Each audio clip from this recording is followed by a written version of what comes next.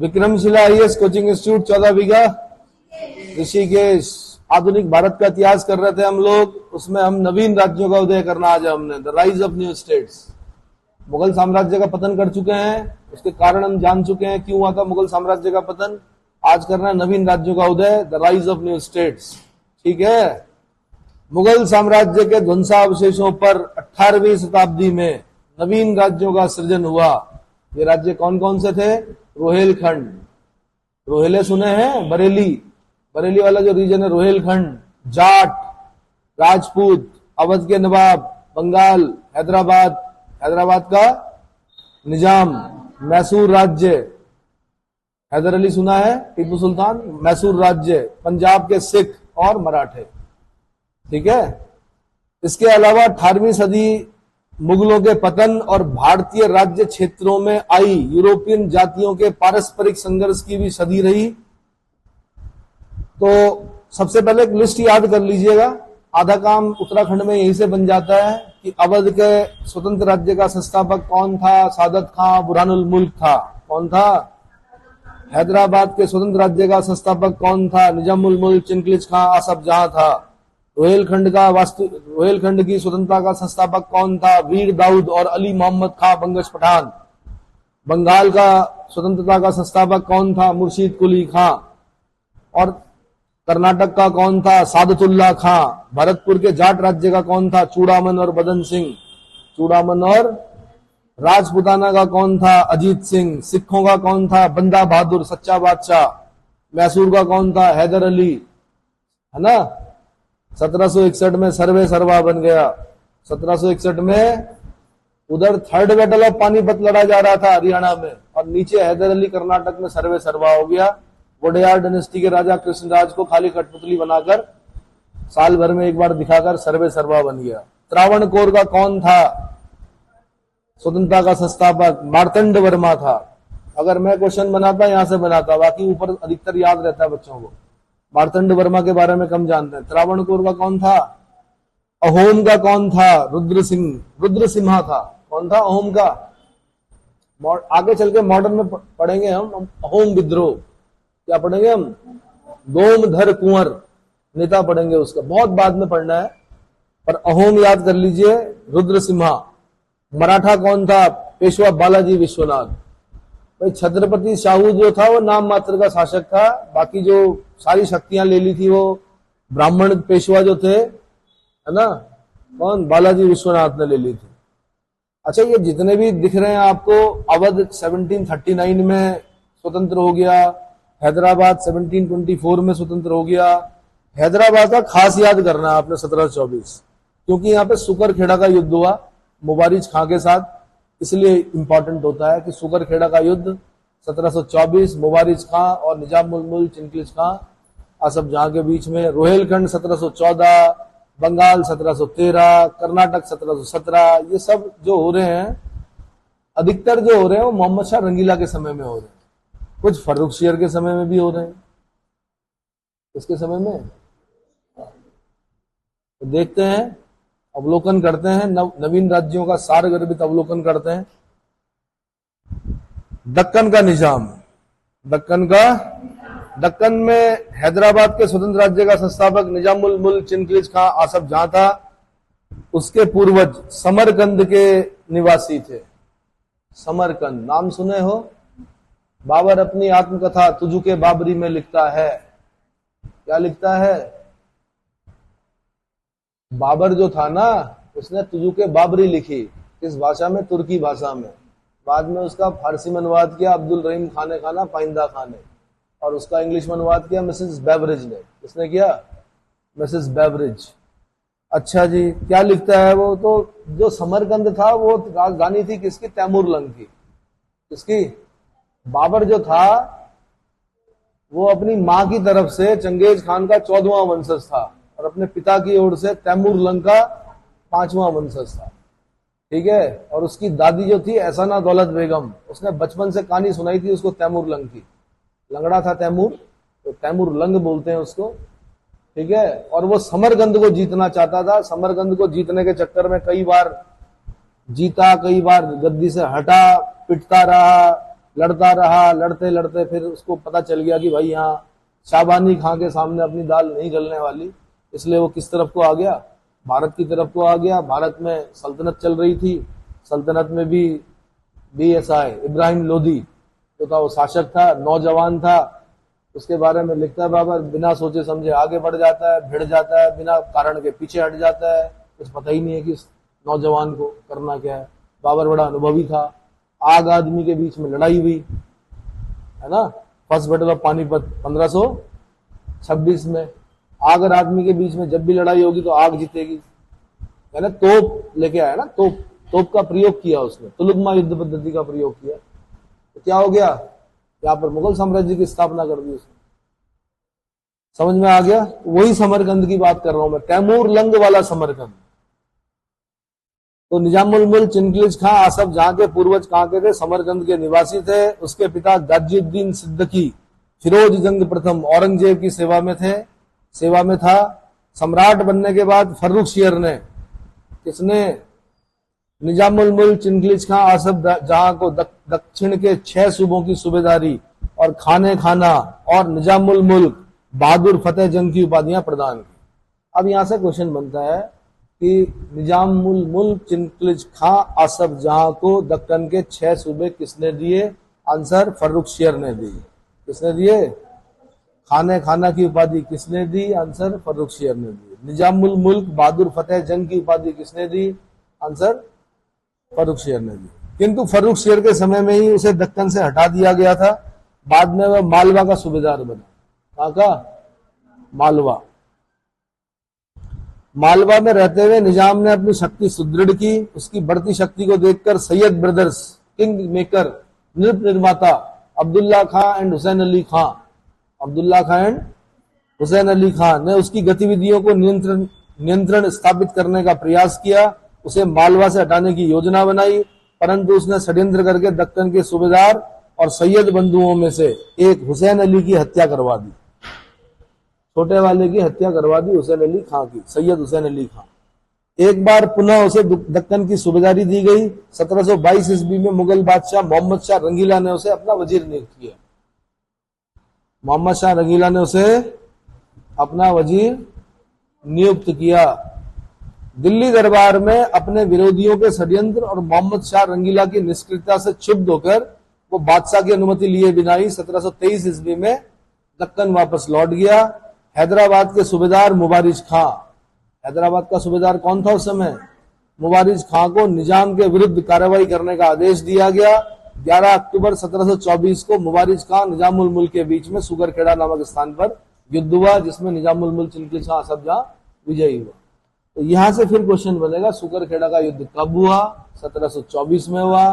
किसके समय हुआ? मोहम्मद शाह रंगीला के समय हुआ। किस किस के बीच में हुआ? निजामुल मुल्क चिनकिलिज खां आसफ जहां और मुबारिज खां के बीच में। मुबारिज खां कौन? तत्कालीन समय का हैदराबाद का सूबेदार। क्या? हैदराबाद का। तो ठीक है, सुगरखेड़ा का युद्ध में जीत गया। बाजीराव की सहायता से बाजीराव, मराठा शक्ति का अवतार। कौन? पेशवा बाजीराव। मस्तानी बेगम छत्रसाल ने भेंट की थी। बाजीराव की सहायता से निजामुल मुल्क ने मुबारिज खां को पराजित किया। इसी युद्ध के बाद निजामुल मुल्क दक्कन का स्वामी बन गया। अंत में विवश होकर सम्राट मोहम्मद शाह रंगीला ने निजामुल मुल्क की स्वतंत्रता को मान्यता देते हुए उसे दक्कन का वाइसराय नियुक्त किया और आसफ जहां की उपाधि दी। आसफ जहां की उपाधि किसने दी? आंसर मोहम्मद शाह रंगीला ने दी। निजामुल मुल्क ने 1725 में हैदराबाद को अपनी राजधानी बनाया। एक हिंदू दीनानाथ को निजामुल मुल्क ने अपना दीवान बनाया। दीनानाथ, दीनों के नाथ, दीनानाथ को निजामुल मुल्क ने अपना दीवान बनाया। 1721 से 1727 तक मैत्रीपूर्ण संबंधों के बावजूद निजामुल मुल्क तथा मराठों के बीच संघर्षों की स्थिति उत्पन्न हो गई।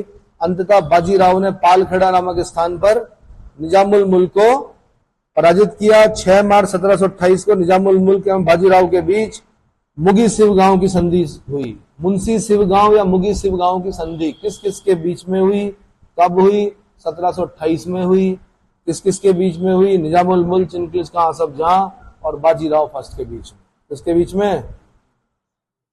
इसमें क्या बोला गया? निजामुल मुल्क ने शाहू, छत्रपति शाहू को दक्षिण की चौथ और सरदेश मुखी देने और कोल्हापुर के शंभूजी यानी शिवाजी के वंशज को किसी भी प्रकार का आश्रय न देने की सहमति व्यक्त की। 21 मई 1748 को आसफ जहां निजामुल मुल्क की मृत्यु हो गई, यानी 48 तक रहा ये, उसके बाद इसकी मृत्यु हो गई। उसके बाद उसका पुत्र नासिर जंग और उसके भतीजे मुजफ्फर जंग के बीच उत्तराधिकार के लिए संघर्ष प्रारंभ हो गया। विदेशी शक्तियों को हैदराबाद के निजाम राज्य में अपने प्रभाव को बढ़ाने का अवसर मिला। हैदर अली के नेतृत्व में मैसूर राज्य की शक्ति का विस्तार हुआ और मराठों की शक्ति भी दिन प्रतिदिन बढ़ती गई।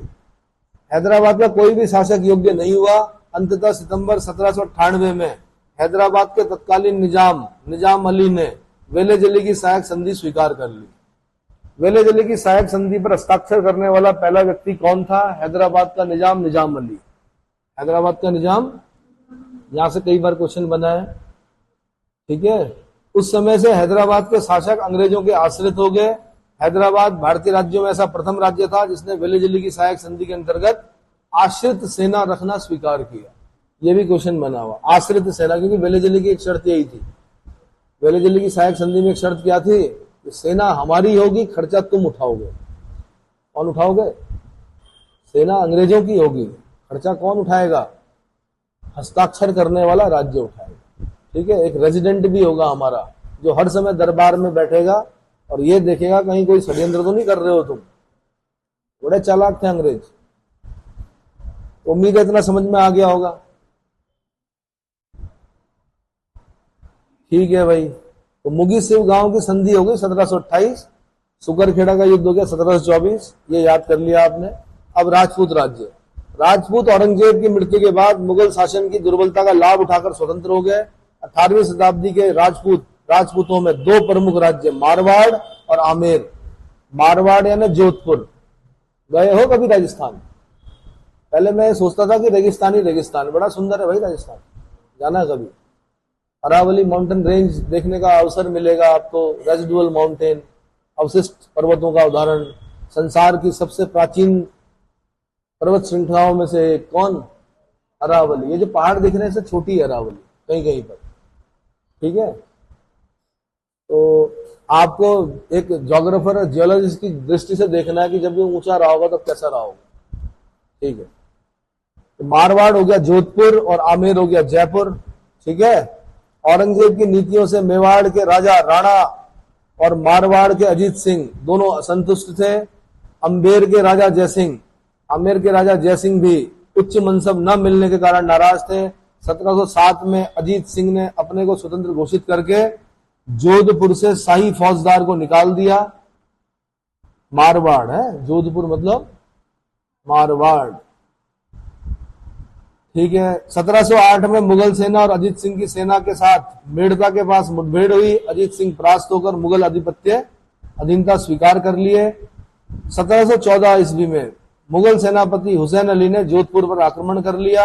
अजीत सिंह ने अपनी पुत्री का विवाह मुगल सम्राट फर्रुख शेर से करना पड़ा। यहां से क्वेश्चन बना हुआ, किस राजपूत शासक की पुत्री का विवाह मुगल सम्राट फर्रुख शेर? सम्राट बोलते हुए बड़ा अजीब सा लग रहा है, मुगल शासक सम्राट अशोक बोलना अच्छा लगता है, लेकिन मुगल सम्राट फर्रुख शेर बोलना ठीक नहीं लग रहा है, क्योंकि योग्यता नहीं थी इनके अंदर। तो मुगल शासक फर्रुख शेर के साथ किस राजपूत राजा की पुत्री का विवाह हुआ था? आंसर अजीत सिंह। अगला, राजा जयसिंह कुशल शासक होने के साथ साथ कल्याणकारी राज्य की अवधारणा को साकार करने का भी प्रयत्न कर रहे थे। उन्होंने जनता के कल्याण हेतु कुएं खुदवाए, सड़कें बनवाई, धर्मशालाओं का निर्माण करवाया। कन्या के विवाह पर अधिक धनराशि व्यय न हो इसके लिए कानून बनाया। अपने शासनकाल में उन्होंने 2 अश्वमेध यज्ञ किए। 2 अश्वमेध यज्ञ करने वाला मॉडर्न टाइम में राजपूत राजा कौन था? आंसर राजा जयसिंह। राजा जयसिंह। 18वीं शताब्दी में दिल्ली के पश्चिम में 100 मील से लेकर भारत के पश्चिमी तट तक समस्त राजपूताना राजपूतों के अधीन था, परंतु राजपूतों के आंतरिक विवादों, षड्यंत्रों और विश्वासघातों ने उन्हें शक्तिहीन कर दिया था। इसलिए शीघ्र ही वे मराठों के हस्तक्षेप का शिकार बन गए। जिस प्रकार हिंदुओं की रक्षा करने में मैंने कहा सिखों का बहुत बड़ा योगदान है, उसी प्रकार भारत की सीमाओं की रक्षा करने में राजपूतों का बहुत बड़ा योगदान है। ठीक है, खासकर राजस्थान के जो राजपूत हैं उनका बड़ा योगदान है। ऊपर के भी बोल रहा हूं मैं, लेकिन राजस्थान वाला। बस समस्या एक चीज थी, क्या? आपसी दुश्मनी जो थी वो लेट हो गई। किसको? एकता नहीं थी, सब अपनी अपनी मूछों पर ताव देते थे, एक दूसरे को बर्दाश्त नहीं कर सकते थे। और ऐसा होता है, शक्ति जब होती है तो कोई भी नहीं चाहता कि शक्ति का विभाजन हो। समकालीन राजपूतों में आमेर के सवई राजा मिर्जा जयसिंह का स्थान सर्वोपरि था। राजा जयसिंह कुशल शासक होने के साथ साथ महान विधिवेता, खगोल शास्त्री, नगर नियोजक, वैज्ञानिक आदि आदि थे। इन्होंने विज्ञान और कला के महान केंद्र के रूप में जयपुर की स्थापना की। जयपुर की स्थापना 1727 में किसने की? आंसर सवाई मिर्जा राजा जयसिंह।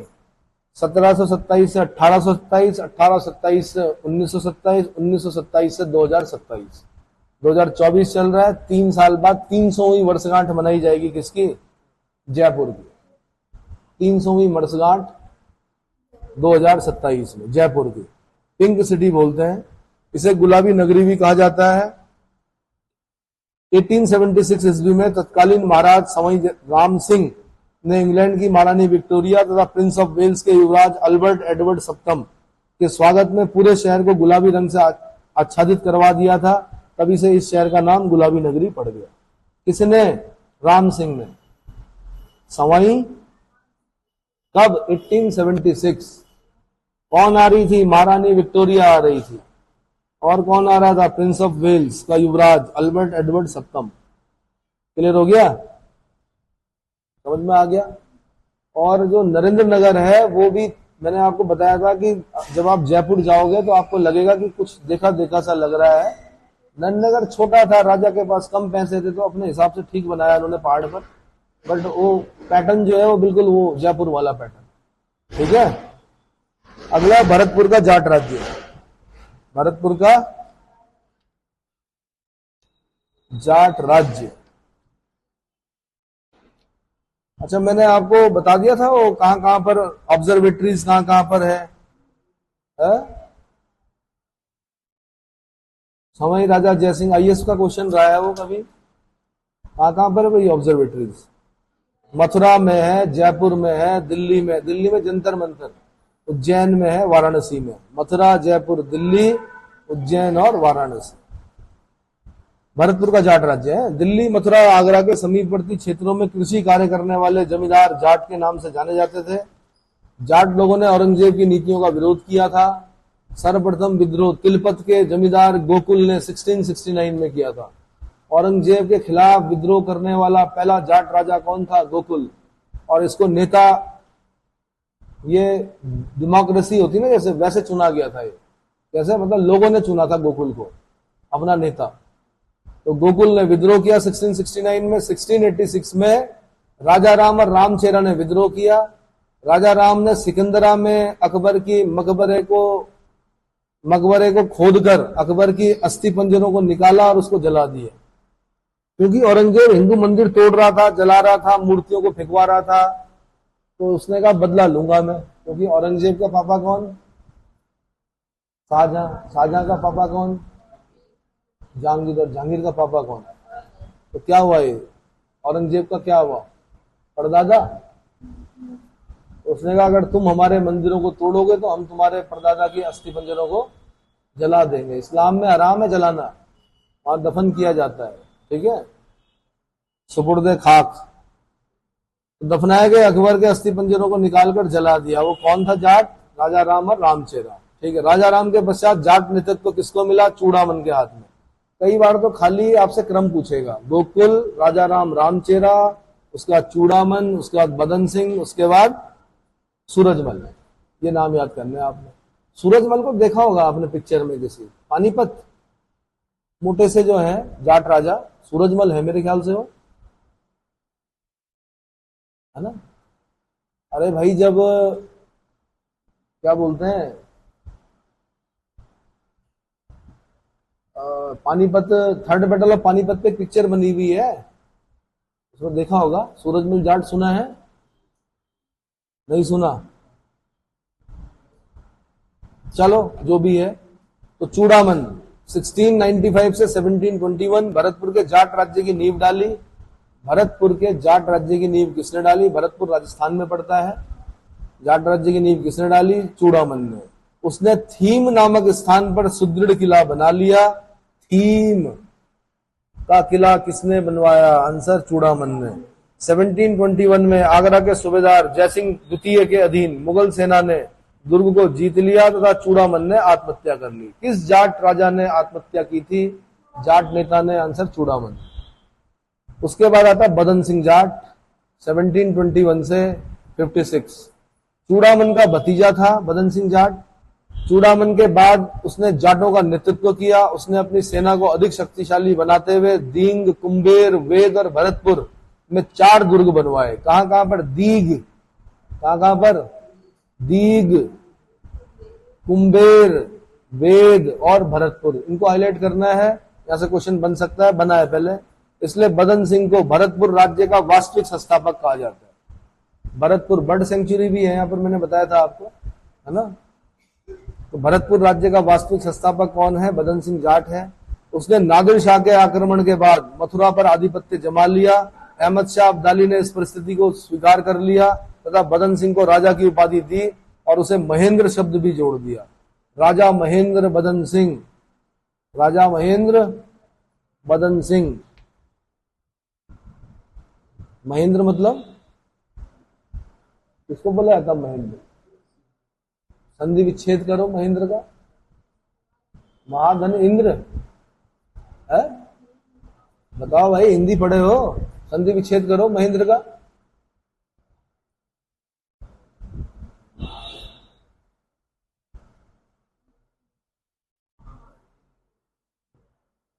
ये तो कर्ण की विद्या हो गई। कर्ण को श्राप था, जब तुझे इसकी सर्वाधिक आवश्यकता होगी तब क्या हो जाएगा? तो अपनी विद्या भूल जा।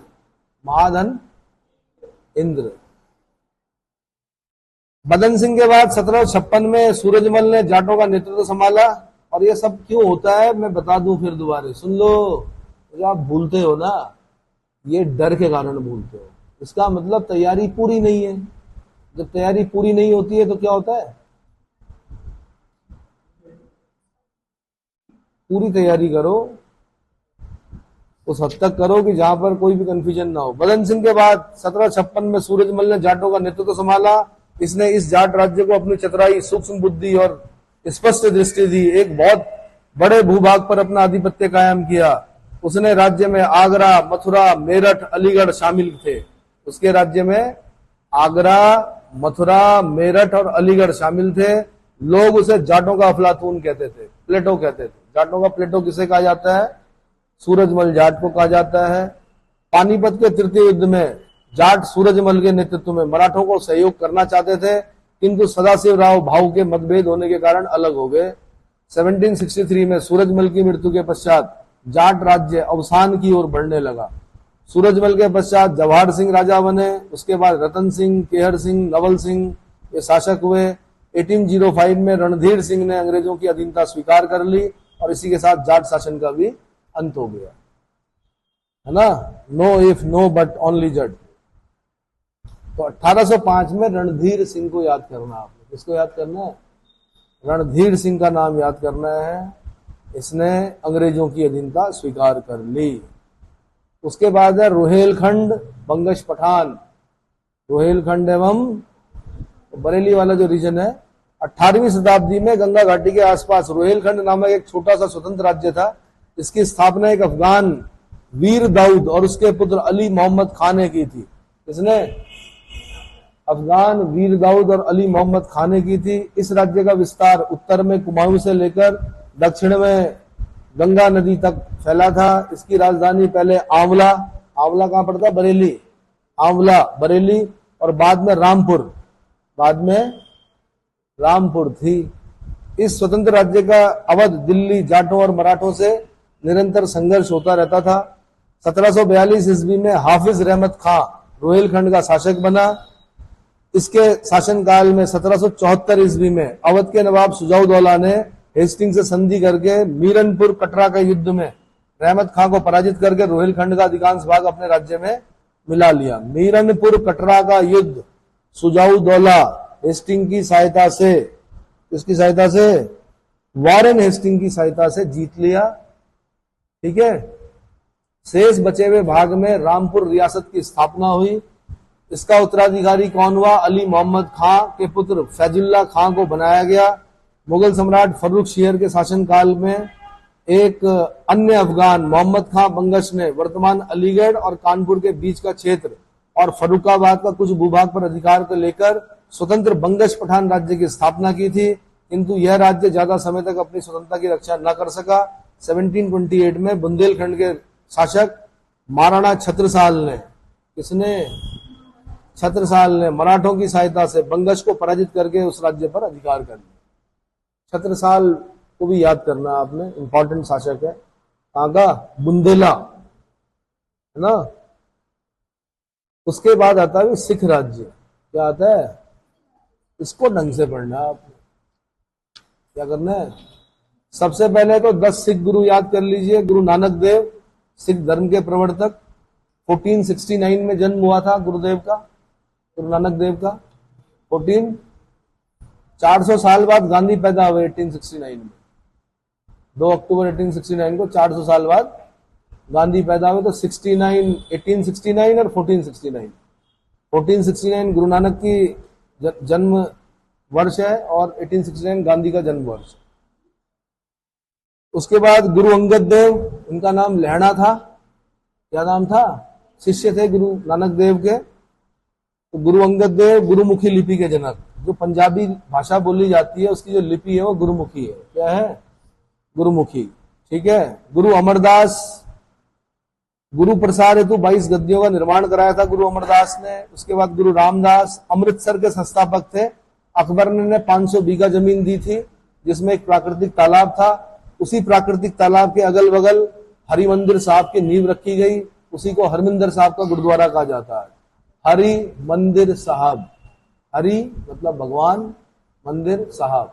अंतर सिर्फ इतना है सिख धर्म और हिंदू धर्म में, हिंदू धर्म से ही निकला हुआ है सिख धर्म। अंतर सिर्फ इतना है कि वो निराकार ब्रह्म की पूजा करते हैं और आप साकार ब्रह्म की पूजा करते हैं।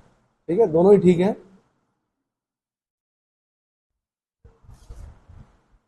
रामदास, गुरु रामदास अमृतसर के संस्थापक।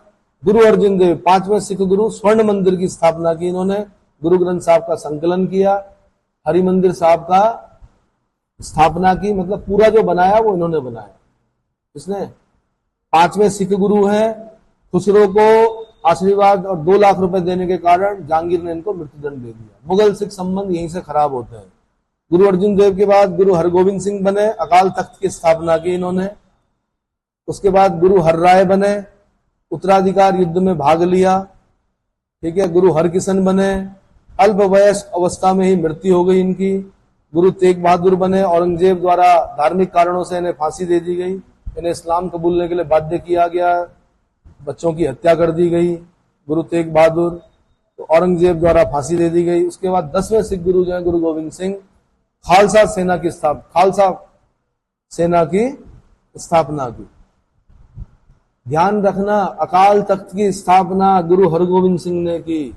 खालसा पंथ की स्थापना गुरु गोविंद सिंह, 10वें सिख गुरु, है ना।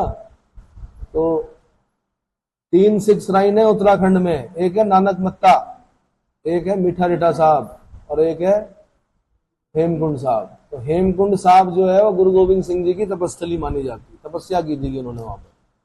और जो आपका मीठा रिठा साहब है गुरु नानक से संबंधित है, और जो नानक मत्ता है वो भी गुरु नानक देव से संबंधित। समझ में आ गया। गुरु नानक देव घूमते थे, भ्रमण किया था उन्होंने, मक्का तक गए थे शायद वो, वहां तक। कबीरदास और गुरु नानक में जब समानता पूछी जाती है, दोनों ही हिंदू मुस्लिम एकता के क्या थे? पक्षधर थे। बस अंतर इतना है कि कबीर अपनी जगह पे बैठा रहा, जुलाहा बन के बोलता रहा, दोहे बोलता रहा, कपड़े बुनता रहा। नानक, गुरु नानक जो थे वो क्या थे? खत्री परिवार से थे, है? और संसार का मतलब कई देशों का भ्रमण किया था इन्होंने। समझ में आया। और गुरु ग्रंथ साहब की जो प्रारंभिक पंक्तियां हैं वो फरीदुद्दीन गंज सकर बाबा फरीद की पंक्तियों से शुरू होती है। कौन बाबा फरीद? सूफी संत थे बाबा फरीद, फरीदुद्दीन गंज सकर। पंजाबी में कविताएं किया करते थे, तो काफी जो कविताएं हैं वो गुरु ग्रंथ साहब में भी मिलती है। इतना क्लियर हो गया? तो सिख राज्य को आपने डिटेल में पढ़ना है। ठीक है, अगले उसमें